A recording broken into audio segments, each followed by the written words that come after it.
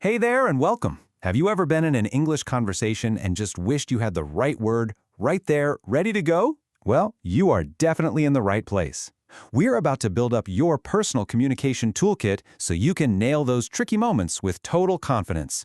Let's dive right in. We've all been there, right? You're on the phone trying to spell something important and you just hit that wall. Wait, was that a B as in boy or a P as in Peter? It is so frustrating, but I promise you there is a super simple secret to solving this for good. So here's our game plan. First, we're going to crack that alphabet code for crystal clear spelling. Then, we'll get into decoding all those common abbreviations. After that, we'll talk about how to avoid some really common word traps, learn how to describe people like a pro, and then wrap it all up with a final review. Let's do this. Okay, let's tackle that whole B or P problem head on. This first part is all about mastering how to spell things out loud, especially when you're not face-to-face.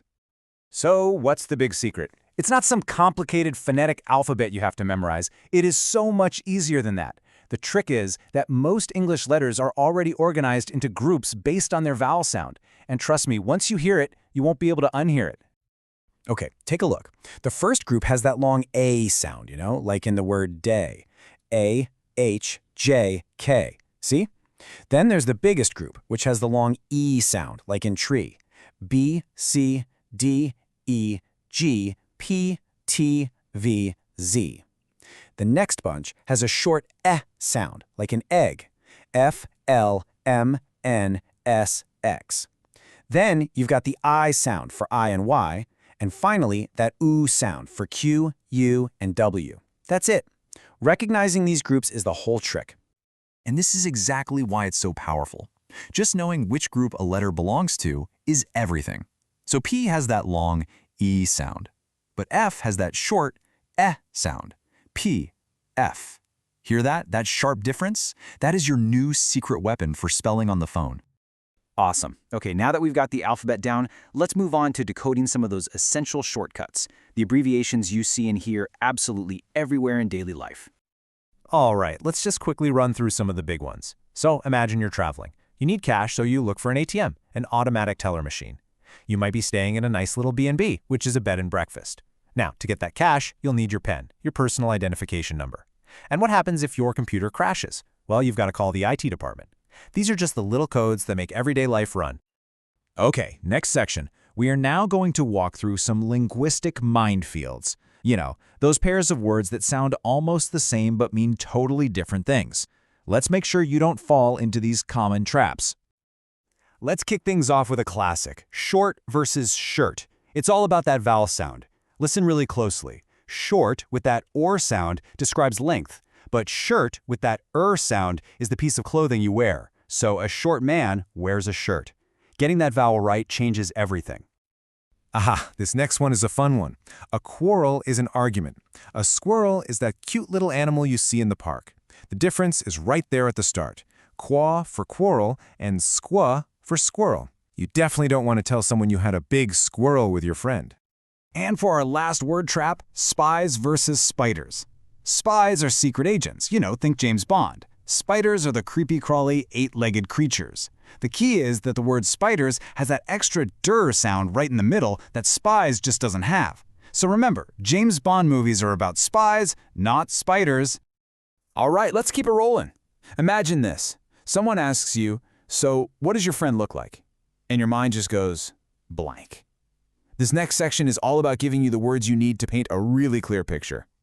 So this is the question, right? What does he or she look like?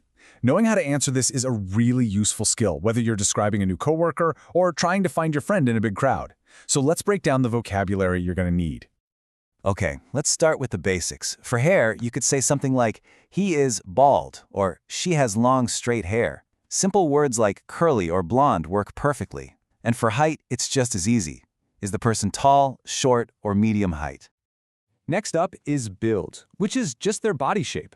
You might describe someone as being slim or thin. And for men, you can also talk about their facial hair. Do they have a full beard or maybe just a mustache? Easy. Now listen up, because this next point is really, really important. Your choice of words matters. A lot. In English, calling someone fat is usually considered pretty rude.